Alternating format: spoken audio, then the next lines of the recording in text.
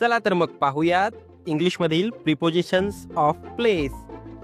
पण हे लक्षात ठेवायचे कसे, तर इथं काही चित्र दिलेली आहेत, त्या माध्यमातून आपल्याला in, on, under, between, behind आणि इन फ्रंट ऑफ हे लक्षात ठेवण्यासाठी सोपे जातील.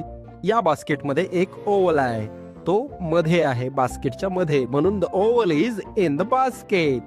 इथं एक रॅबिट आहे जो की बसलेला आहे चेअरवर, त्यामुळं आपण म्हणू शकतो ऑन दी चेअर. आणि एक पूल आहे, त्या पुलाच्या खाली जर एखादं ऑब्जेक्ट खाली असेल तर त्याला अंडर म्हणून वापरायचं. आणि जर दोन वस्तूच्या दरम्यान, दोन व्यक्तीच्या दरम्यान जर एखादं ऑब्जेक्ट असेल आणि ते सांगायचं असेल तर त्यावेळेस बिटवीन वापरायचं. म्हणजे ही जी दोन पुस्तकं आहेत त्या पुस्तकाच्या मध्ये, तर तो रॅबिट बिटवीन आहे या दोन पुस्तकाच्या मध्ये. तर दोन वस्तूंच्या मध्ये सांगायचं असेल तर फक्त किती संख्या, दोन. आणि इथं बिहाइंड, बिहाइंड म्हणजे हे एक झाड आहे, या ठिकाणी कोणतीही वस्तू असू शकते. समजा तुम्ही त्या झाडाच्या मागे काहीतरी पाहिलेलं आहे किंवा तुम्ही आहात, तर असं म्हणू शकता बिहाइंड, या वस्तूच्या मागे.